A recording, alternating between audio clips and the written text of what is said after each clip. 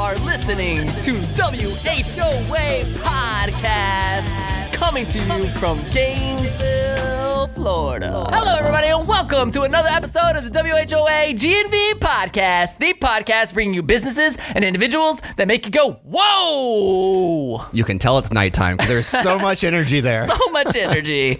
I am your host, Collin, and my co-host is the pen to my paper, the key to my board, and the password to my username, my right-hand man, Michael Dees. I actually do probably know a lot of passwords to your usernames. That is so true. I actually have to ask him for my passwords. It's true. Hey, what's my password to this? I don't remember. Some combination of, well, I won't get into that. We want to get into that. What's up, dude? Not much, man. How are you this morning? I am excellent. No, used to morning. Yeah. Yeah, you doing well? We're recording at night. This is great. We got the rum out. We're a little relaxed. Dude, I don't even know how you're going. You were up at 3 o'clock this morning. We got a full house. I mean, this is great. Dude, yeah. I know. The energy is just so different. You saw my post. 3 o'clock in the morning, you're having creative juices flowing, and it's 9:30, and you're still going. I think other entrepreneurs can empathize with me about like laying in bed, you're dreaming, and all of a sudden like all these ideas come rushing in, and you got to wake up and you got to write them all down. It's a nightmare. Because the fear is not remembering them when you wake up, right? Yeah. That's when the brilliance strikes, is like when you least expect it. You got to jot that stuff down. It's true, and that's exactly what I did. And I also 3 o'clock in the morning. I also took like a sleep aid, which made it like super hard to wake up a few hours later. But anyway, dude, this is going out. We are October 14th. We are October 14th. This is going out. We're in the fourth quarter right now. We made it. Tell me what, like when it comes to new scooters for less and everything that's going on, you're wrapping up the end of the year, like focus fourth quarter, heading towards 2020. Like what's going through your mind right now? Fourth quarter, it's tough to say because each quarter brings so many different things, but fourth quarter is probably my favorite because it gets me most excited. Like third quarter is nice because we have like back to school season, right? But fourth quarter is like the time to really kind of put pen to paper and plan on what the next year is going to look like, and that excites me because it's like something new. So that's what I'm doing is we're trying to put our heads together to see what the next year looks like, whether that's different product lines, whether it's restructuring, whether it's whatever. But trying to see, it's almost a little bit of a projection game. Like what is the next year going to look like from our market, from new things that are influencing it, team members that come and go and stuff like that. It's all planning. Yeah. What was the biggest surprise for 2019? Oof. This is a transparent podcast, right? Yeah, this podcast is always transparent, bro.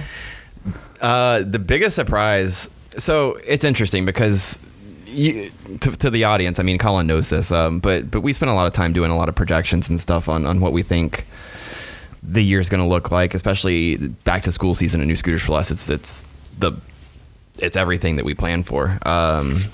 And for probably years we've talked about certain influences out there that could affect things, but this year it seems like it kind of hit us. The back to school season was good by normal standards, but definitely not what we've come to expect the last 3 or 4 years. Yeah, and that was a surprise, not in the sense that like I didn't think it could happen, but that it did happen.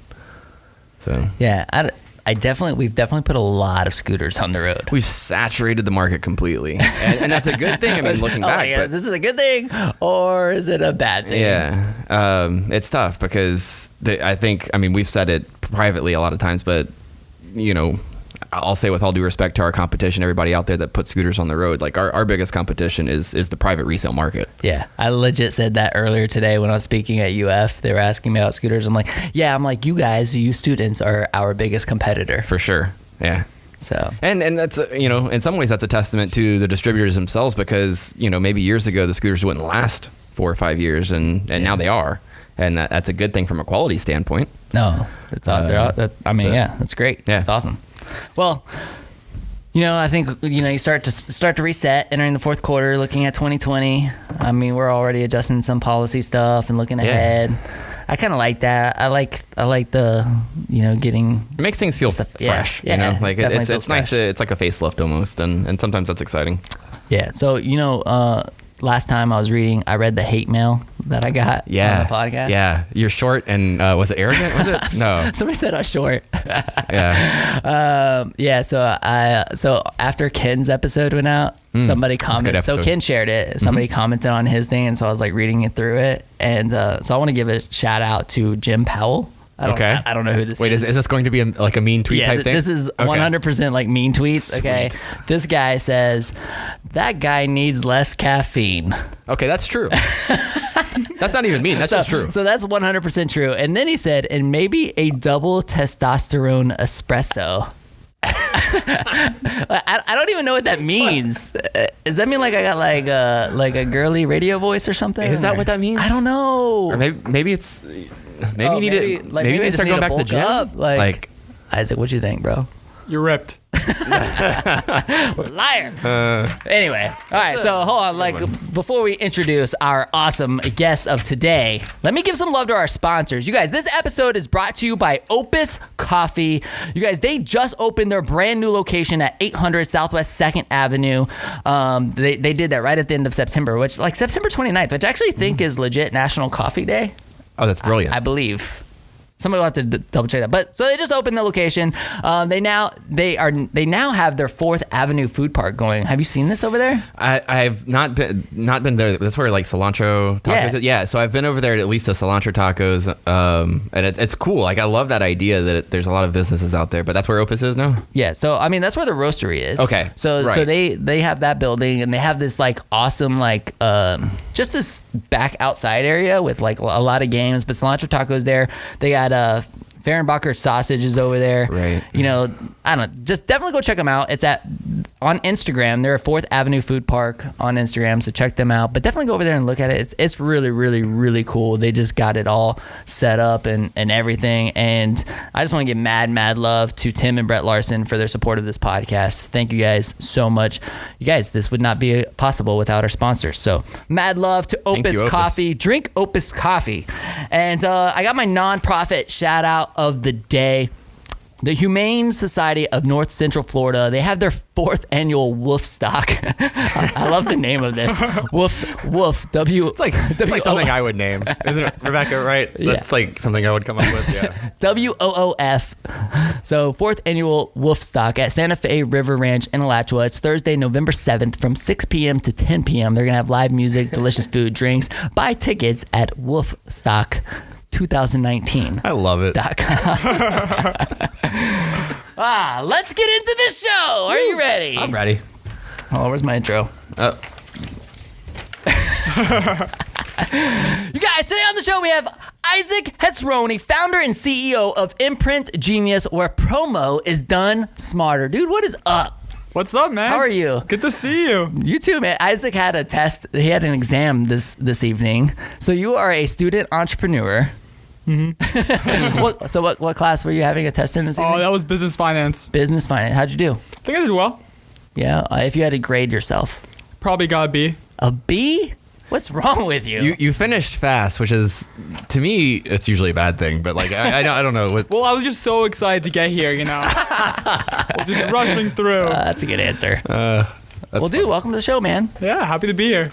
So you've seen our episodes. You know like what we like to do. We like to like start with the origin story, right? And I can empathize with like the whole student entrepreneur thing because when I started this business, I was a student. So tell us your story, man. What brought you to Gainesville? What brought you to UF? And why are you the CEO of Imprint Genius? Oh well, ended up in Gainesville just because UF's a great school. Definitely great bang for your buck too overall. I was living in South Florida. I grew up in Montreal. Living in South Florida the last 10 years. Freshman year, coming into college, actually summer B, is actually when Imprint Genius, or what used to be Imprint, kind of started. So we started off as Fan U fans, and that grew into Imprint. The story about that is I've always been a huge gadget guy. Always loved technology. I go to tech trade shows every year. I need to have every gadget there is. It's just like a little hobby, collecting. And I had this one gadget, which is a little cell phone fan that plugs into your phone. I brought you one here. And I brought it to a party, summer B, freshman year. And I'm thinking everyone's going to go and make fun of me from this little fan. Next thing I know, though, I'm surrounded by like at least 10 people. Everyone's begging to use the fan and borrow it. And everyone's asking me, Isaac, where'd you get this fan from? I need it for sorority rush, etc. And so my response to that was just, oh, I'm Isaac the fan guy. I sell them. I didn't sell them, though. That was my only fan. Okay. Love it. And I just saw like a market opportunity. I'm like, well, there's 10 people right here. I'm getting them for around $1.50. I can sell them for at least $5. So is that like at least $40, $30-$40 right here in profit just from these 10 people? That seems like some extra beer money or whatever you want to call it. So I went home. I got everyone's numbers and stuff, which is also a good thing to do when you're a freshman. Was able to go get a bunch of numbers, go back. I ordered 100 fans. Within a week, completely sold out. I was going to parties every night, just selling the fans, having a blast. All my friends saw me selling fans, and they're like, wow, I want to sell fans too. Like, it was just a fun social thing to do at parties, and you make a little extra money. So I created like a little ambassador program. And somehow that just scaled. I mean, people were selling them at football games when fall started, and we were in 5 different universities. We were selling thousands of fans all through like the fall.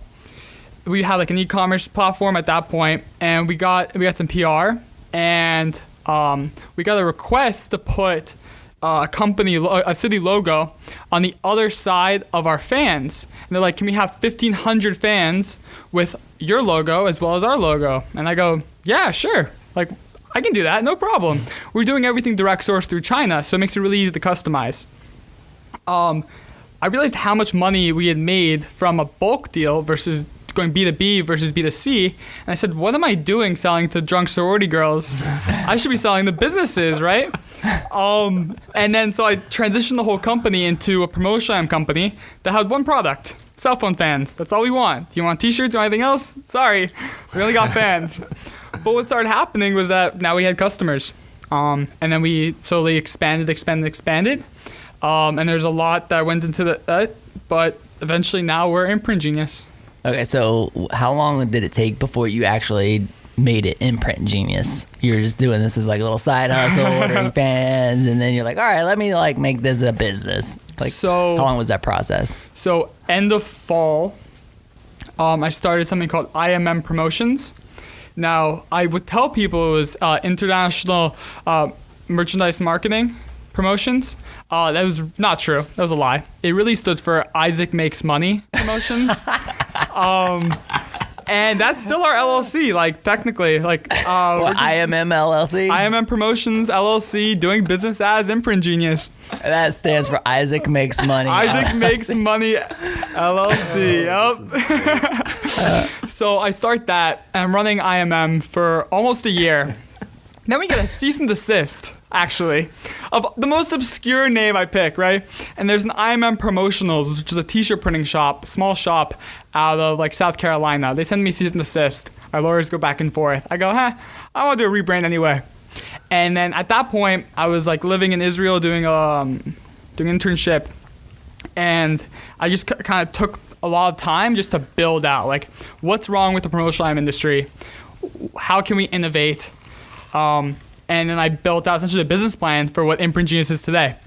And I came back, so it's been around 2 years now since we've been Imprint Genius, and it's just been such an amazing ride. Cool. Dude, what a great story. So what year are you in school? I'm a senior. So you're a senior. Yeah. Oh man, is this, when do you graduate? In the spring, at the end of spring. All right, so May. Mm-hmm. You graduate in May. I mean, you got to be feeling like I was feeling, right? Like the itch. Are you like, you got the itch? You're just like, I'm ready to be done. Like, why am I still in school? Why am I finishing? It's more than an itch. It's like scabies. Oh god. I want to just, because I'm already working full time pretty much. Like it's like Imprint full time, school part time. Even though I'm a full time student, and I just see all my entrepreneur friends who are either dropped out or graduated and they're just going on their way, and then I'm just still like, yeah, I'm still in classes. Okay, so if you were like a sophomore right now, would you drop out? No. No, you would finish? I still like I still like the idea. I still learn a lot. Like everyone's like, wow, you probably don't learn anything in college. I'm like, no, I learn more than the average person because I'm in class and I'm interested in certain topics, and then I can go and apply everything I'm learning in class directly to my business. And Okay, I can like relate what? You can get the feeling that he doesn't agree. Yeah. So for example, I just took a professional selling class with Dr. Tufts, and it was all about psychology as well as building out sales processes and building out your pitch and going through an entire sales process with a customer. And while other people would have to do it about theoretical businesses or Fortune 500 companies, I was able to write everything about my personal business. And I was able to go through the buying process and really build customer personas, go through the whole process. And after I built all those documents for class and I was able to apply them in the real world, now these are documents that we have in our training guides that all of the new sales employees have to go and read through and learn and utilize. That principles of management, I'm learning new management tactics that I can go apply right then and there. Principles of marketing, I'm learning new marketing tactics maybe I didn't think about that I can apply right away. I think I agree with you when you're saying, like, yes, college can be a waste of time sometimes, but if you have the right mindset, I think. Are you putting words in my mouth, Isaac? No, look, like, I mean, I want to be clear. Like, I'm not saying that there's no value in college or anything. I'm just, I loved my time at the University of Florida. I'm a hardcore Gator. Please do not get me wrong. Like, I love the University of Florida.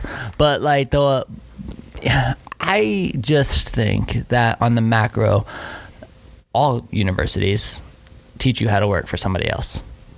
Like I don't think I don't think they are necessarily teaching you how to work for yourself. And I wish there was just more focus on teaching students how to work for themselves.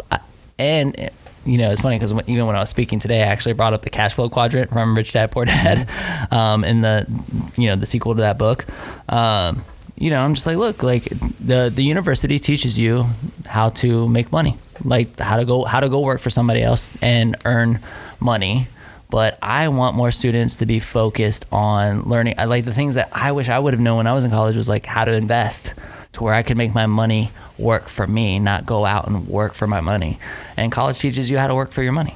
And so I don't know. Don't want to go I don't want to like go so far, like too far down that rabbit hole. I know that we talked a little bit about that kind of stuff with James DiVirgilio when he was on the podcast and everything. But I love the University of Florida. I love again, hardcore Gator. And I'm glad that you're getting a ton of, that's awesome that you're getting a ton of value out of those classes. So Mike, don't make me feel like Mike's like, you can tell that Collin doesn't agree. I've heard you say before, it's not even just your thing. Like failure is the best way to figure out what you need to do, right? Like fail 1,000 times and it's quicker than whatever you can learn in a textbook. Look, I would be interested to know, like when I talk to entrepreneurs about a master's in entrepreneurship, that didn't even exist when I was in college. In 2004, there was no such thing as a master's in entrepreneurship. Right? And I'm like, and now I'm like, there's only one way. There's only one way to get your master's in entrepreneurship.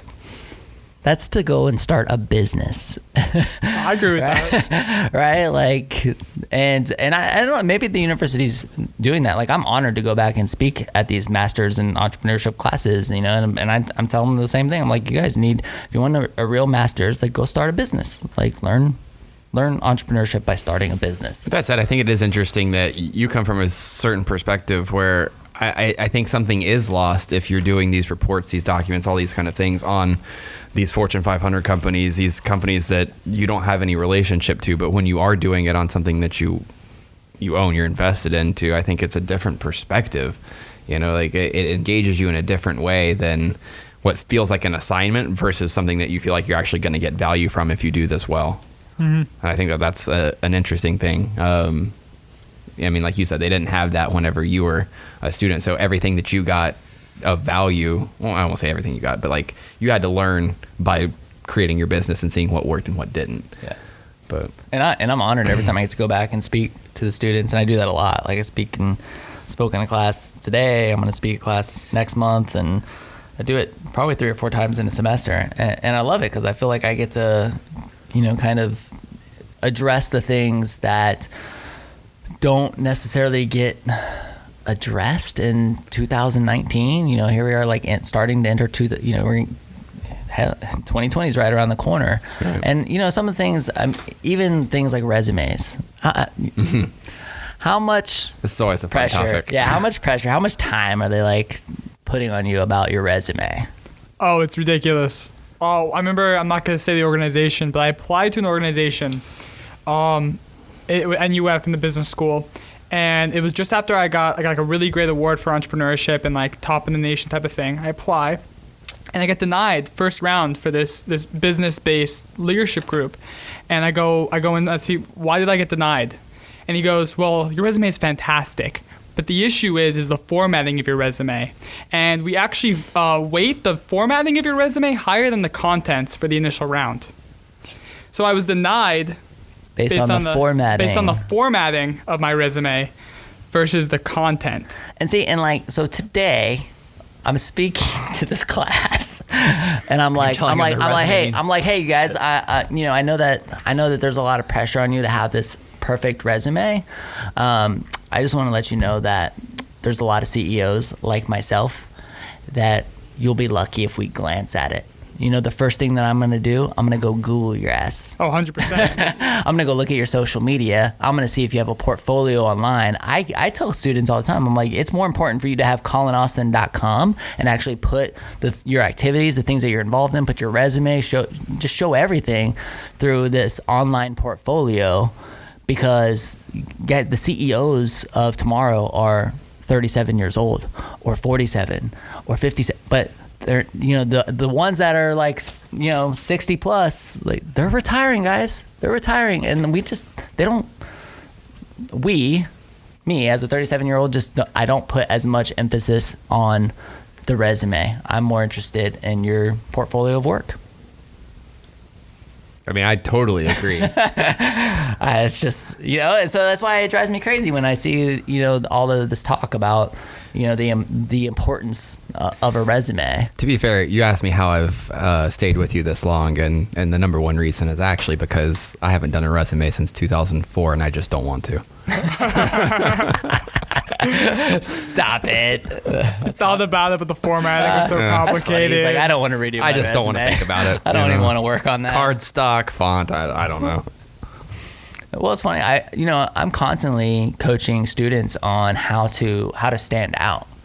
When you do make a resume, I always refer back to that movie Legally Blonde, where it's like pink and like it smells like perfume. Yeah. I'm like, hey, at least it like stands out, because you think about it, like you're applying for positions, you have all, here I am. If I am a 65-year-old CEO, like, and I'm looking through a stack of resumes, or the HR department of some fancy, organization looking through resumes, there's a lot.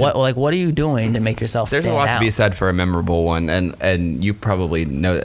I'm thinking of either a book I read or something that we've talked about before, where somebody delivered a dozen donuts, and their resume was actually when you flipped up the lid to the donuts. Oh yeah. I don't remember if it was a book or something, but like, that stands out, even though I can't cite it. Like, it stands out as something that was like, wow, what a baller move that is. So like, I think that there's a chance there if you know who you're applying to. I mean, that's the first thing, is you have to know absolutely who know your is audience. Doing the hiring. Know your audience. But what a baller move something like that would be to make a connection and to stand out if that opportunity is there. But if it's just your standard paper resume sitting on someone's desk, like, okay. And it's not even people reading these resumes half the time with the major organizations. It's artificial intelligence scanning through thousands of resumes a day, picking out the main keywords, and then if you pass that test, then it's going to the final actual decision maker. Is that through like a lot of digital submissions now, or? Yeah, I mean, digital submissions, exactly. But even, my buddy's startup is actually just that. He works at major companies, and he has a system that he looks through all of their hiring decisions over the last, let's say, 10 years, who they hired, who they interviewed, etc. And then based off of that, then builds out kind of their preference, and then is able to scan through thousands of resumes through their system, and then tell them which people to actually interview. That's wild. Tell us your thoughts, Collin. I'm just thinking, even reflecting back on this, looking back to 2004, when I was going through have you done the career showcase at UF? Yeah. Okay. Mostly just to sell cell phone fans. What to the? Yeah, so it was literally a strategy how we got our initial first clients. I went to Career Showcase, and I would have like my pretty much only job thing. I was just like, fan you fans, and then I would just go up to these businesses and I'd just talk to them casually. They go, oh, what's fan you fans? I go, oh, well, I'm gonna tell you, and I try to pitch on the cell phone fans and see if they want to buy it for their for their trade Clever. show. This guy's clever. Yeah, he's clever. I like That's it. good. Yeah, I mean, I'm just thinking back to my time where I was walking through that career showcase. Here I was in my only suit because I never liked suits, and my parents, helped me buy one because I needed a suit for job interviews, right? So get a suit. And I worked so hard on my resume. I remember the pressure of, your resume's got to be perfect. The formatting's got to be perfect, right? So I got this perfect resume, and I remember going up to that, that first recruiter and shaking their hand and them saying, oh, okay, Collin, so like, why do you want to work for our company?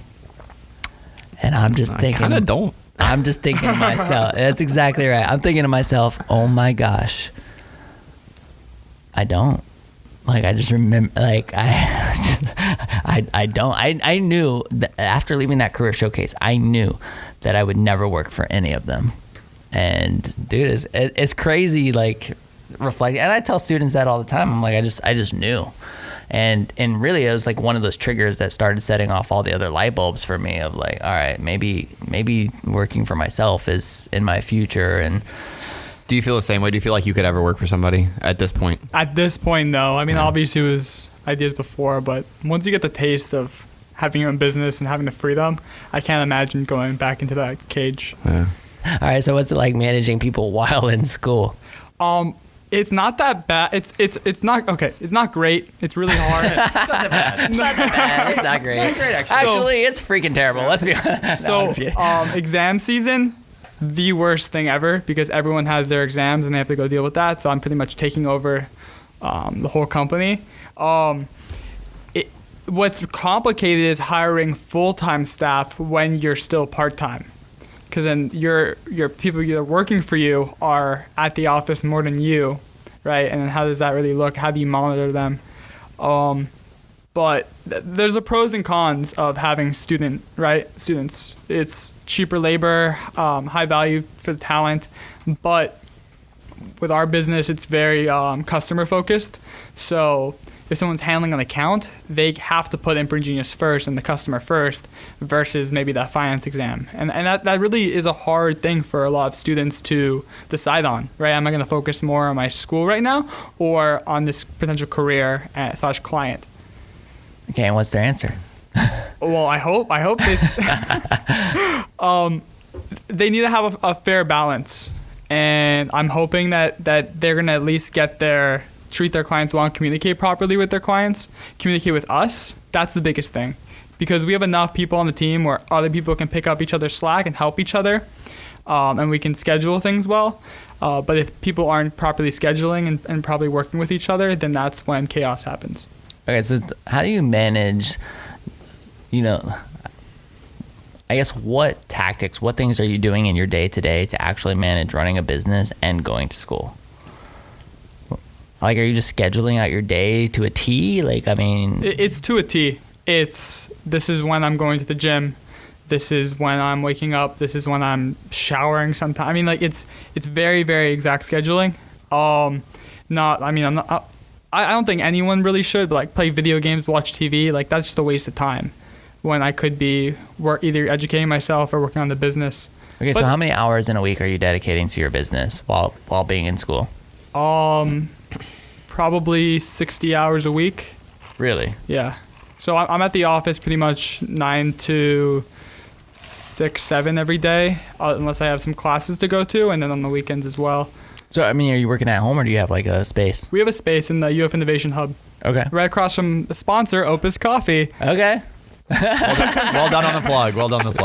Nice job there, buddy. We're very excited for a new little meeting space and some high quality coffee. Dude, it's across like the street. it's literally right across the street, and they have a conference room. It's pretty cool. Yeah, that's awesome.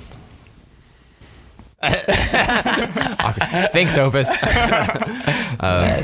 There you go. So, I mean, what advice, what would you tell other students who want to be an entrepreneur? Like, now that you've done this, like, would you start while in school, or would you like, all right, now I've kind of learned, I wish I would have waited until I was just done? Or like, I mean, what advice would you give to other student entrepreneurs?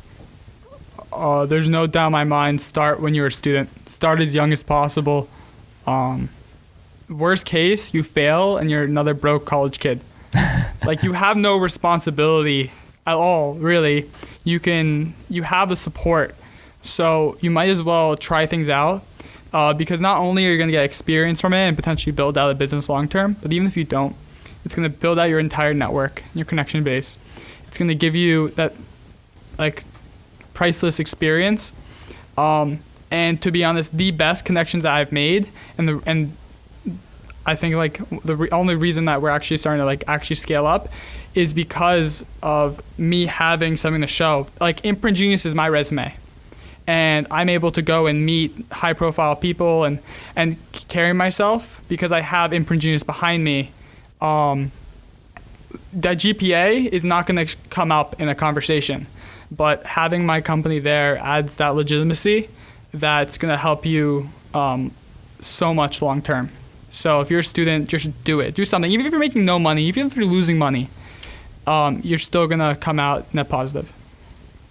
Talk to me a little bit about like the funding and stuff. I mean, was it just based off, the orders that you were getting? Like, you go sell an order first and then that pays for, whatever you have to do? Or like, did you have capital up front in order to get this thing off the ground?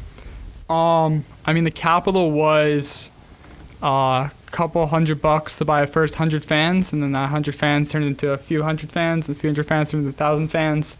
So you just kept reinvesting the profits that you were getting? Zero investors, 100% equity I still own in the company. And I think that a lot of startups nowadays are very investment happy, and they're just going to throw away equity. If you can bootstrap and you can get to revenue quick, that's your highest kind of indicator of success, in my opinion. There's a lot of unicorn startups make the market and makes entrepreneurship, but I think that we put too much focus on those unicorns, and I don't think people, when they think of entrepreneurship, they don't always think about, hey, like, I'm gonna just go sell custom t-shirts or whatever it is to start off, because the best ideas don't always come from you brainstorming. It's the constant adaptation. Now, when I started selling cell phone fans, I know that we'd be creating a new type of digital marketing and physical marketing strategy and doing RFID tag t-shirts and custom Alexas and change the way people look at promo. Never, because I wasn't involved. But once you kind of dive deep, that's when the good ideas come. So stop focusing so much on like the next Uber and start figuring out how you can get yourself involved in business and entrepreneurship today. That's good advice. I mean, it's funny because did they teach you that at UF or no? I'm just curious. Did they teach you that? To be honest, I feel like the university system definitely pushes more towards those unicorns because that's what gets the PR. That's what gets alumni more excited. But I think that the university systems in general are making a mistake because just like how you said, they're kind of making people focus on working for the man. There's enough focus on the small businesses that really can run America and keep America running. Yeah, I mean, there's a reason they're unicorns because they're unicorns. It's like a lottery ticket in a way, though. It's like, yeah, exactly. I mean, I don't know. I just think you're exactly right. There's a ton of focus on unicorns. There's a ton of focus on raising money. I mean, heck, like, even when at the Tech City open house, I'm out there like hustling t-shirts out of the back of my trunk. Right. I'm like, because I'm like, all right, I want to pay for the podcast, and I want, we're selling sponsorships, and we're like, I'm selling t-shirts in order to pay for the production of this podcast. There we go. Yeah, and I'm like seriously doing it out of the back of my car, and I think that there's just a lot of truth to that. I mean, like, doing what it takes in order to keep your business afloat. I mean, heck, even I remember there being days when I'm looking at the I'm looking at the bank account and I'm like, man, if I don't sell a scooter today, I don't know if I'll be in business tomorrow. And like, sure, that was a long time ago. It's not as bad anymore, but there were those days, and I think you're right. There's just a lot of focus on raising capital. I think it's common for entrepreneurs to give their company away in order to raise money, and I would love to see more people focused on bootstrapping, on selling a physical product in order to profit and retain ownership of their companies. But I think that it's different for everybody. Like, I've seen plenty of businesses that reach a point where they need capital in order to scale, right? Like, so I don't know, but like, I think it's not everybody's going to be a Facebook, not everybody's going to be an Uber, right? Most companies aren't, so you just got to keep that in mind. Right. It's like I said, it's like a lottery ticket phenomenon. Like, we look back at those businesses now and you're like, oh my God, it's so obvious. Like, all you have to do is just disrupt this industry. Like, look what Uber did to taxi cabs and what Airbnb did to hospitality and all that kind of. It's so obvious, but there's a reason they're unicorns, right? And you can focus on doing that, but it's just like, it's like playing the lottery to get rich. It's just, it could work. It could happen. But it's probably not the best play there. Do you find yourself ever comparing yourself to other businesses in that regard? It's hard to compare us against like a SaaS business or just, these big unicorn companies. We're not going to be the next Facebook, but that's not what we're trying to be. Right. We're just trying to be the best in our space. Well, it's so funny that, even with Facebook, I always tell students and stuff when I'm speaking, I'm like, Facebook started in February of 2004. New Scooters for Less started in March of 2004. You know what I mean? I'm like, wow. Like, Facebook is this the Facebook massive, the Facebook is this massive company, right? And like, it's easy to like compare. And I think a lot of people get hung up even like comparing themselves to other companies, or they like look at the successes of others. And I think it's real easy to do at your age. I even, a couple of people that I mentor and talk to, they're like, they really get hung up on the success of others. It's a symptom of social media, and I've talked about it on the podcast before, though, but that's what we do. That's what we're engineered to do. We swipe on our phones at night before we go to bed and all day, every day, and see what Collin's doing and who got a new car and who's got a new house, and they just got married and they just had kids, and we constantly compare ourselves to people. It's engineered in social media now. So I don't think that's going away anytime soon, but I think that awareness is important. To keep yourself humble and to understand, like, what is your vision? What are you focused on? What is the impact that you're trying to make, rather than getting lost in all of this comparison? The grass is always greener for somebody, and somebody's always got it better. Somebody's always got it worse, but what are you doing? What is your mission to, achieve what you're trying to do with your company, and focusing on that versus trying to compare yourself to others, I think is key. But yeah, that's my diatribe. I probably say that like at least every other week on this podcast, but it's true. Like, social media plays that part, and I won't even say it's a negative, but it's just something we have to be aware of. Yeah, it's true. Good job, Mike. Proud of you. Hi, thanks. You're the social media, capitalist, and I'm the one that tries to bring it back to the, we don't need it. No, we do need it, but it's good balance. I love social media. Yeah, and it's done well for you. It's super important. What you don't want to do is not respect it, because it does have power in business and psychology and everything. But the power in it, for me anyway, is that I've realized the potential and the ability to build real relationships through it, and the opportunities that come from building those relationships. Like, the amount of relationships that for me that I've established through social media first, it's mind blowing to me, because it starts there. I get into a conversation with somebody through just say Instagram direct message, right? Like, start a conversation there, and then it's like, hey, like, let's meet up sometime. Let's grab a drink, or let's grab coffee, and that leads to a real business relationship. Like, I mean, that's the power of it for me. Anyway, that was completely. But it can be consuming. It can be consuming though if you spend too much time, I don't know, working on it and like I said, consuming that. But you talked about your everyday and the fact that you don't find much interest in video games and stuff like that. So do you ever feel like being the CEO of this company, like that you're making a lot of sacrifices that I don't want to say that you'll regret, but like, you know, I had this conversation with a roommate recently that was like, you know, people always say, oh, well, when you're in college, you need to be experiencing X or Y or Z, and you're focused on your career and you're gonna miss out. Do you ever feel like because this is where you're at in life, you're focused, you've been hustling fans at career showcases and whatever, that like you're gonna look back and be like, like maybe I did that too soon, or I wish I would have focused a little bit on this and maybe not so much on the career? I think people can. I think it's all about your balance, right? Like I do work a lot on Imprint, but I do try to spend as much time as I can, like with friends, and I go out and I have a regular college lifestyle. People are almost surprised and they're like, "Oh, you have a company?" Like I didn't even know that type of thing. Maybe that's not me not marketing properly on Instagram, but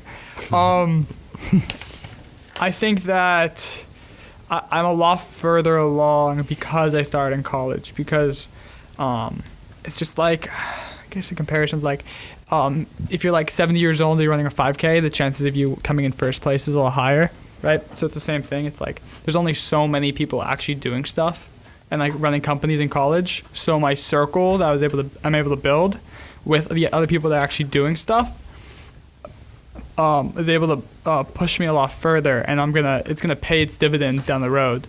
I don't think I've sacrificed that much, to be honest. I mean, sorry, I've never won a game of Fortnite, like, but the connections I was able to make and the amount of fun I'm having so much fun in this business. It's invaluable. When you're building the team, you said, I mean, in our notes it says 10, and you said you're up to 15 team members now. Do you find that like do you get people that work well within the structure of the company that you're building, or do you find that you're getting a lot of like-minded people that maybe are eventually spin off? Maybe they haven't had their Genesis idea yet, but because of your network, or because they're at the university and they're the entrepreneurship type, do you feel like it's eventually going to be a spinoff for them, or are you finding people that can be COOs and you know, down the chain employees? I think it's important to have a balance of both. So we have entrepreneurs within our company, and they're becoming entrepreneurs, right? So they're innovating within Imprint Genius, and I hope that they go and they spin off and they build out their amazing company down the road, and that this was kind of like a platform for them to do that, because at the end of the day, they're not going to be the best COOs, right? They're gonna be fantastic at helping scale our business.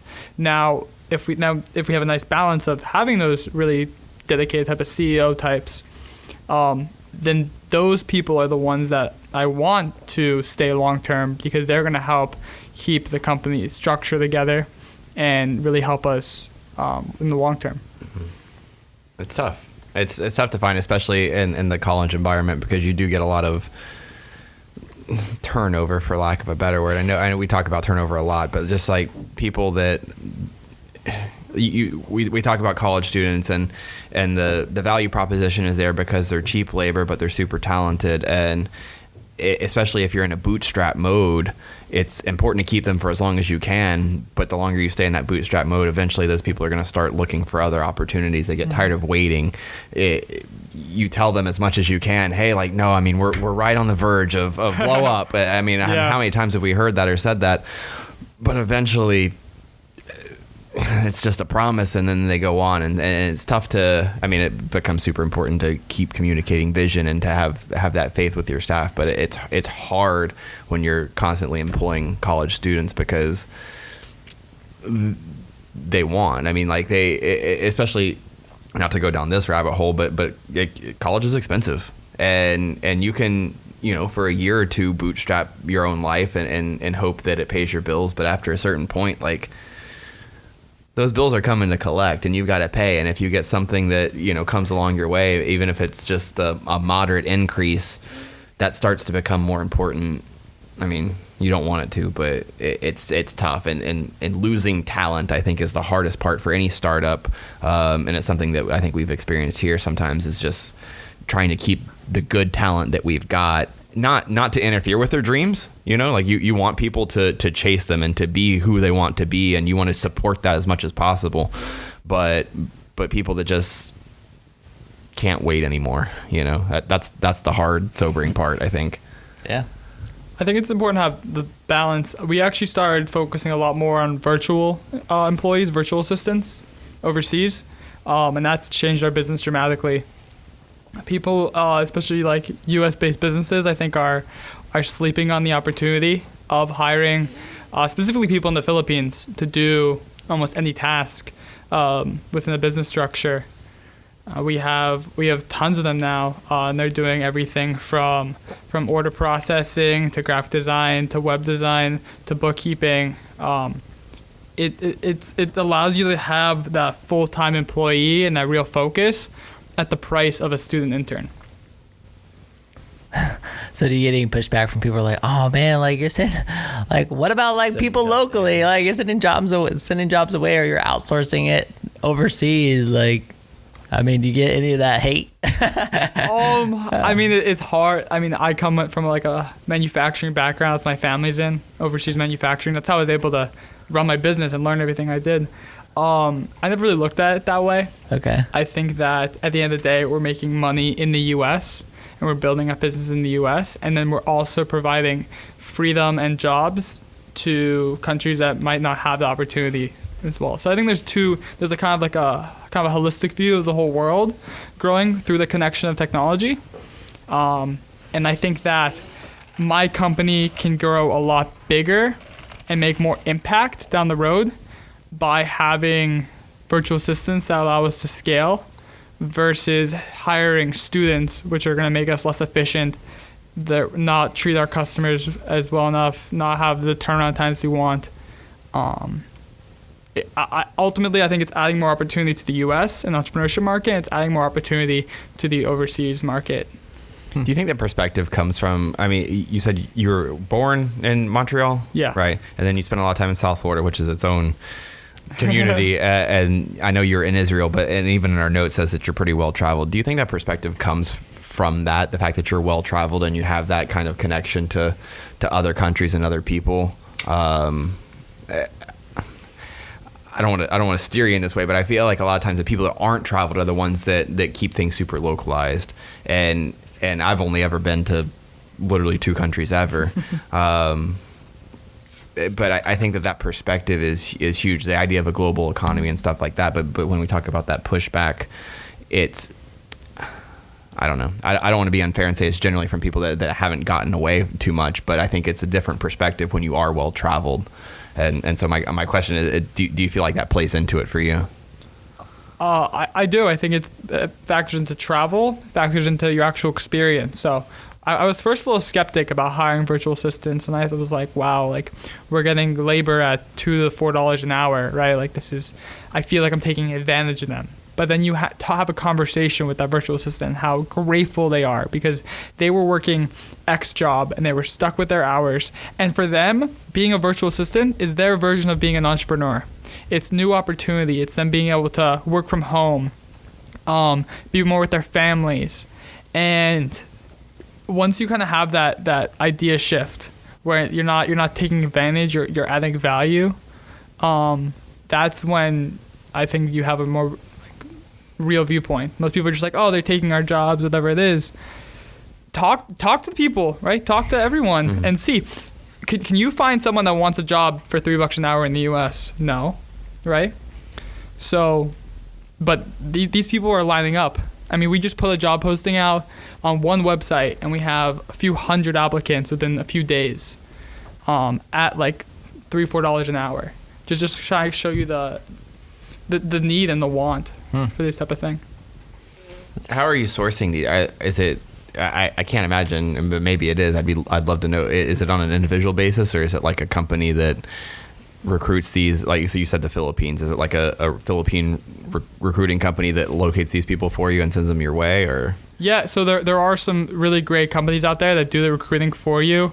Under the Social X Network, there's a fantastic company that does that. We personally do it ourselves. We go through, the best website is onlinejobs.ph.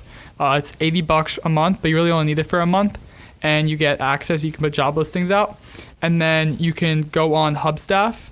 And what that does is it takes pictures of their screens every 10 minutes and tracks their activity rates. Allows you to pay right through there or pay through PayPal to be able to monitor all that. So if that's a little too complex, you're just dabbling into it, Fiverr.com is obviously a huge resource, as well as Upwork.com, which is essentially like onlinejobs.ph and Hubstaff together, but at a higher price.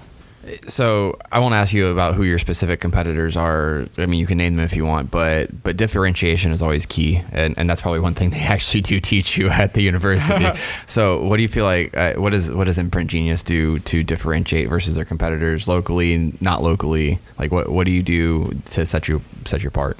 Definitely. I mean, I started this business because I would go to these trade shows, go to these events, and all I would get is trash. I mean, like literal trash. Like you go to events, right? And you fill up a whole bag and everything seems really shiny and fun. And you grab a whole bag, you go back to your hotel room or whatever it is, and you're like, I'm gonna go put this in my suitcase. I'll just throw it in the trash, right? Not only is that... You're not wrong. I'm not wrong. Like, it's a real situation. And there's also the situation of the marketer, right? The head of marketing or event coordinator who is buying promo, and they're looking through stacks and massive catalog trying to find like cool, unique promo that's gonna actually give them return, and they have such a hard time. So I saw those two pain points. And I saw it being bad for marketers, right? That's marketing dollars being thrown in the trash, as well as bad for the environment. I mean, you're throwing away all these products. Like, that's not an efficient thing to do in any case. So that's where we kind of come in. Our focus is only providing the world's coolest and most unique promotional items, as well as developing our campaigns for our clients and connecting technology so that they can help monitor these campaigns, track rough ROI metrics, and find really cool integrations with these physical items to create strong customer relationships and brand relationships that you wouldn't normally see with a stress ball or a Facebook ad.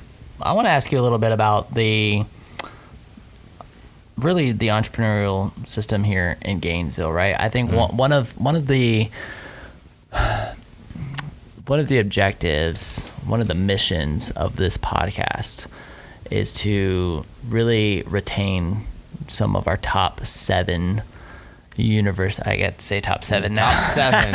Can't say wait top till 8 next year when it's top 6. I say top 8 for so long, and now I get to say top 7. Ooh. Top 7 university talent.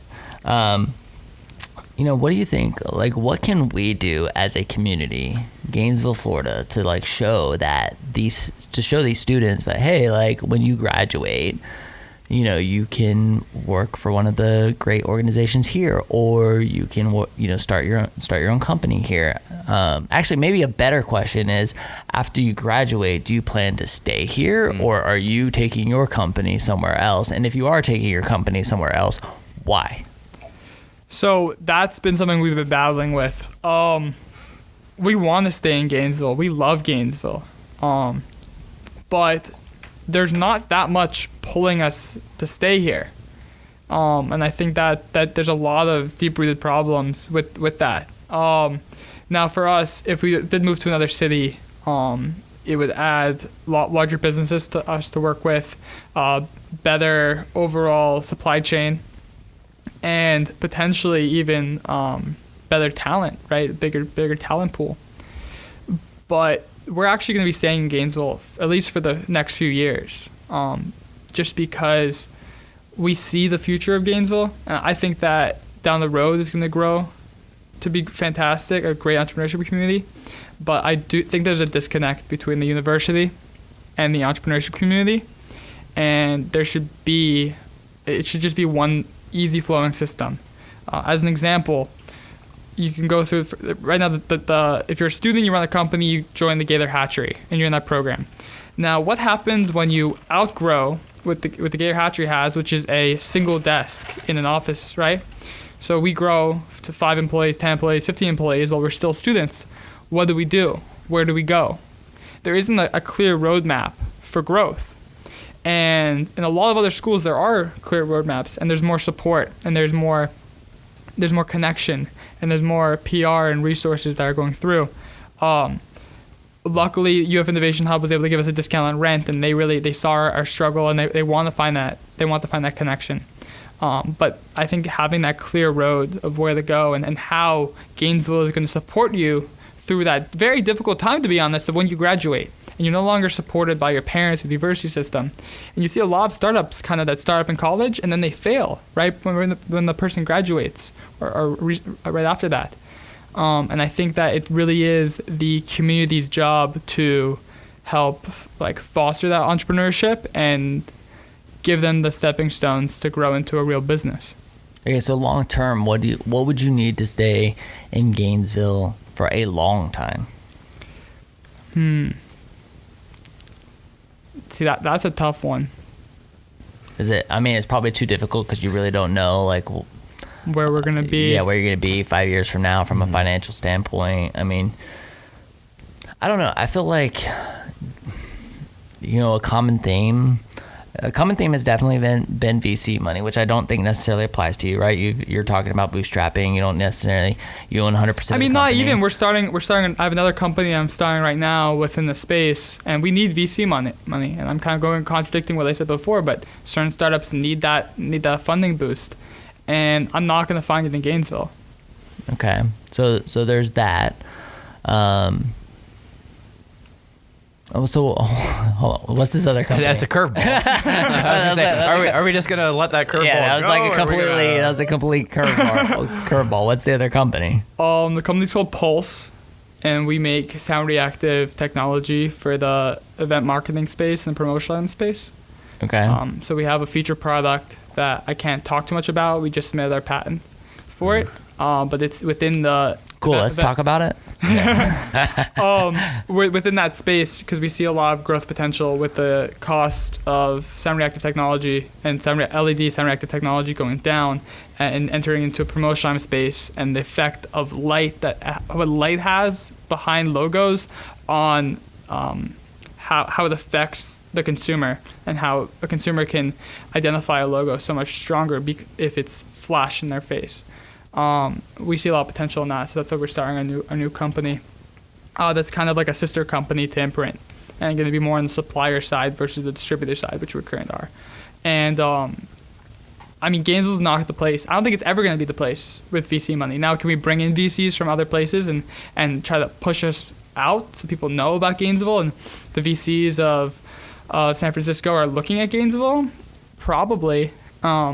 Now, I think we have a long way to go, though, within our own community to help really foster the companies that could be invested with from VC money from out of Florida.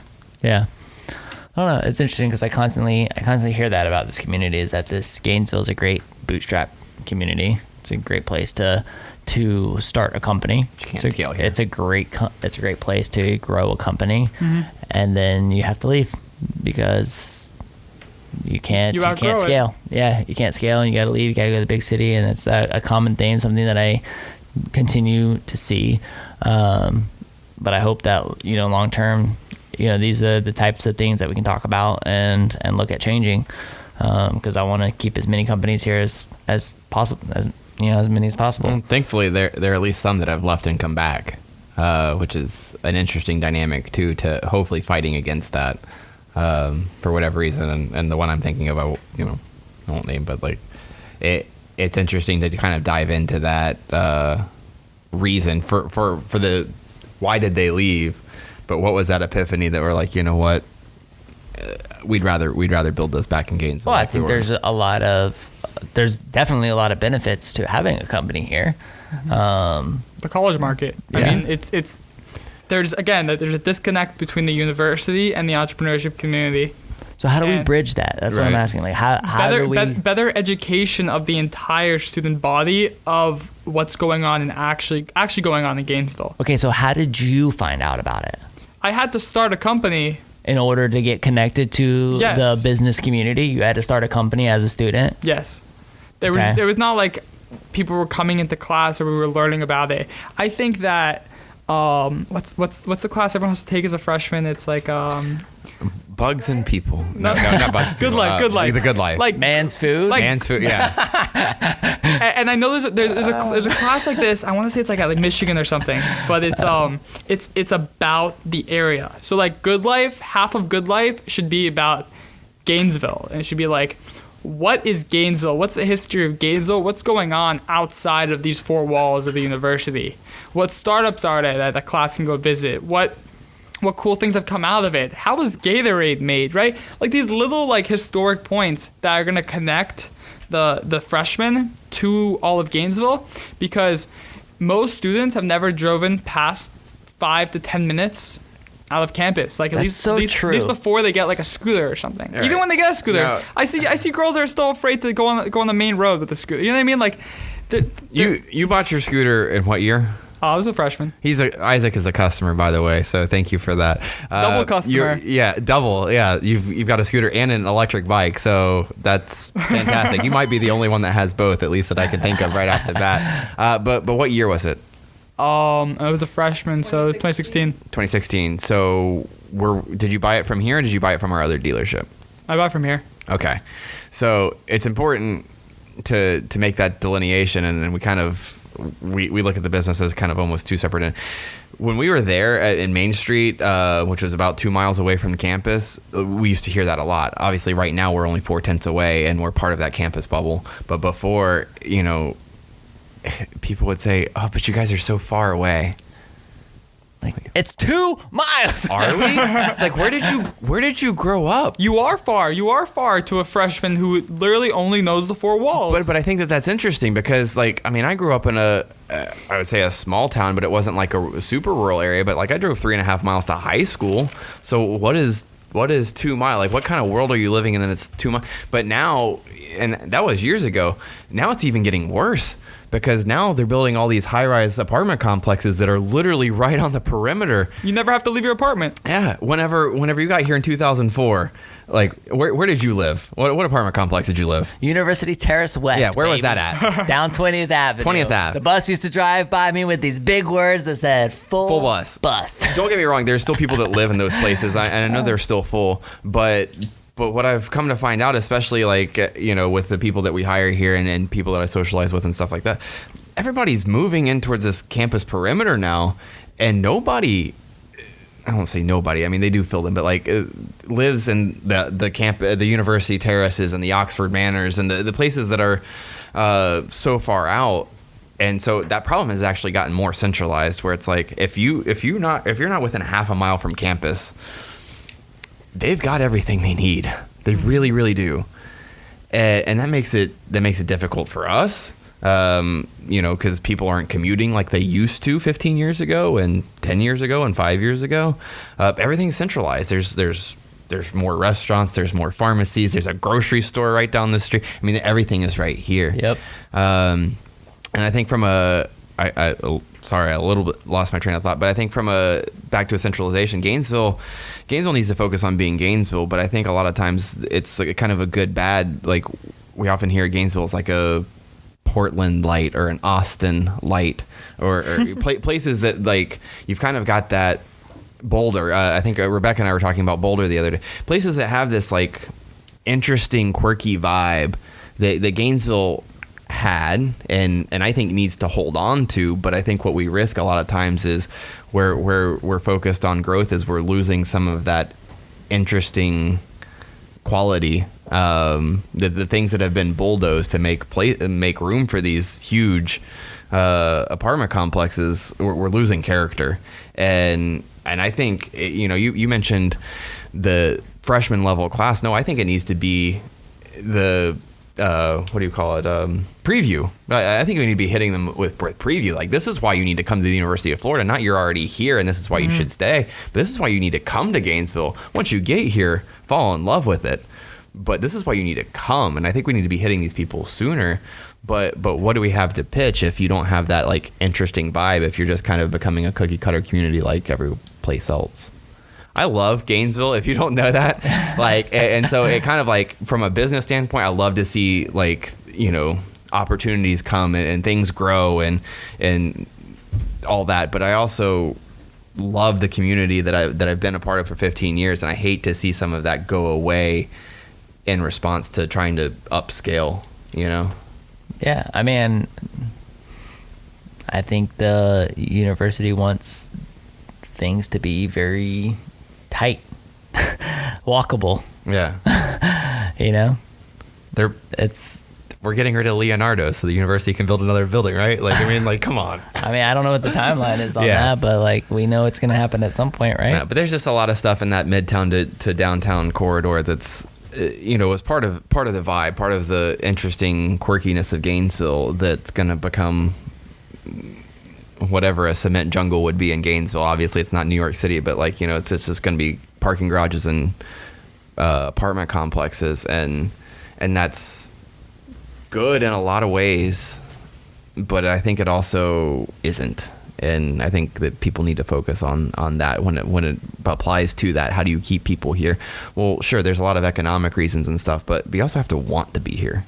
And I think a lot of times people look at other cities like the Austins, the Boulders, the Portlands, and say, no, I'd rather be there because it's more interesting, you know?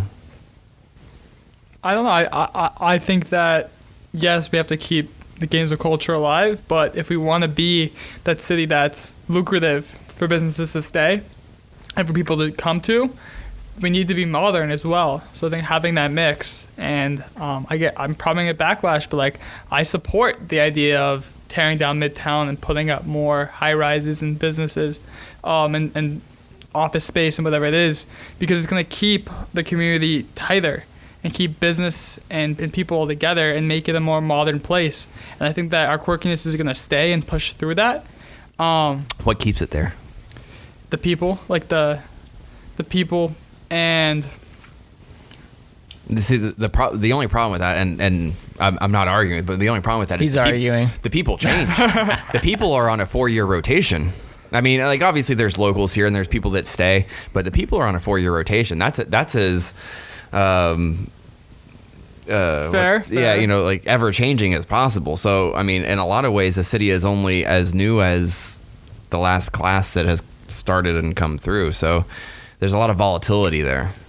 But is it the students that are shaping the culture, or is it the local businesses and local people? I think they will be more so if the relics don't exist. Fair. And that's not, like I said, I'm not painting that as a bad thing. I think it's just a point of awareness that, like you said, like, I think there's a lot of opportunity there, you know, getting rid of some things that have ran their course and creating new spaces, and I think is great. But are those the places that it need to happen? I mean, like, and this is kind of, I didn't mean to shove it down a completely different area, but like, there are other places in Gainesville to build this stuff.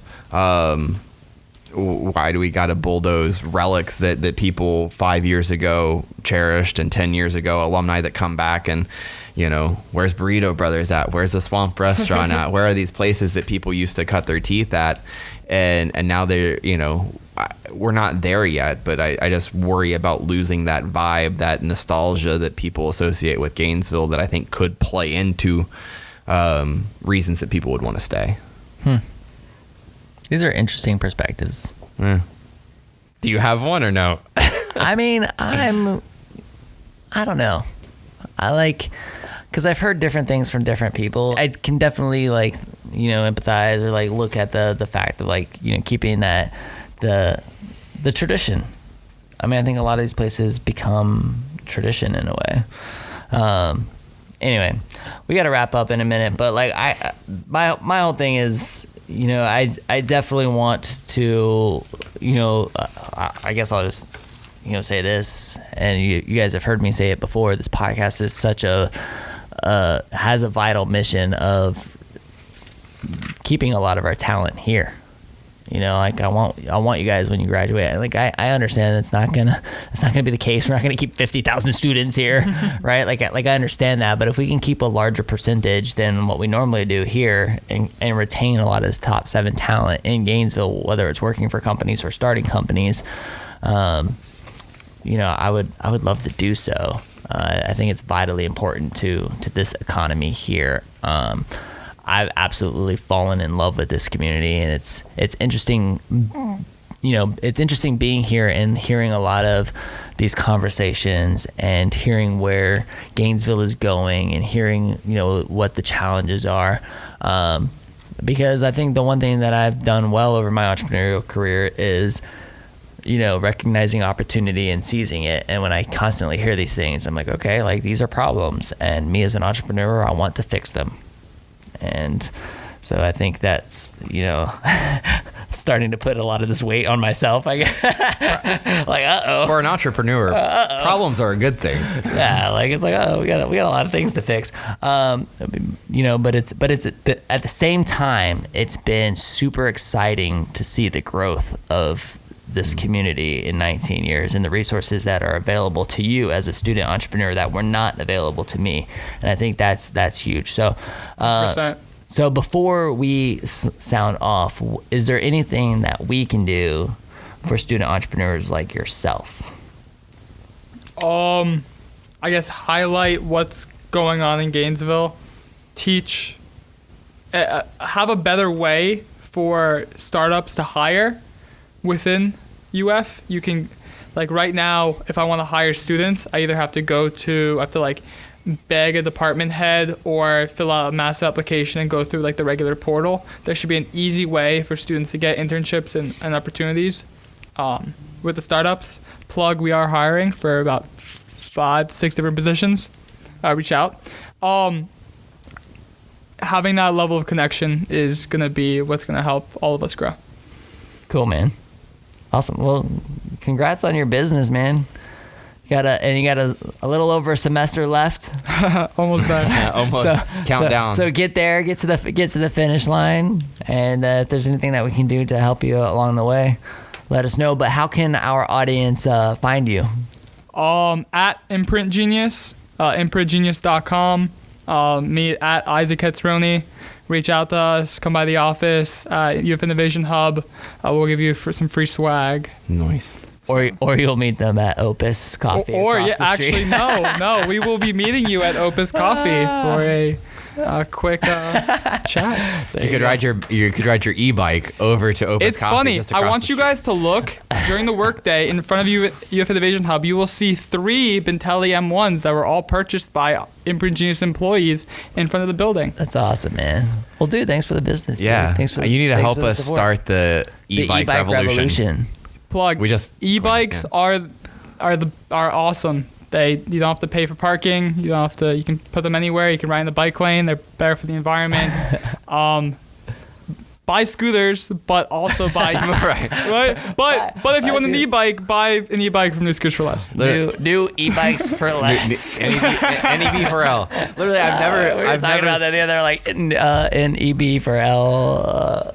We'll figure it out. One thing I could definitely say about that product, I've never seen anybody that got off of it after a test drive or owned it for a little while and was like, meh. And dude, everybody has a huge smile on their face after they ride one of those. It's so cool.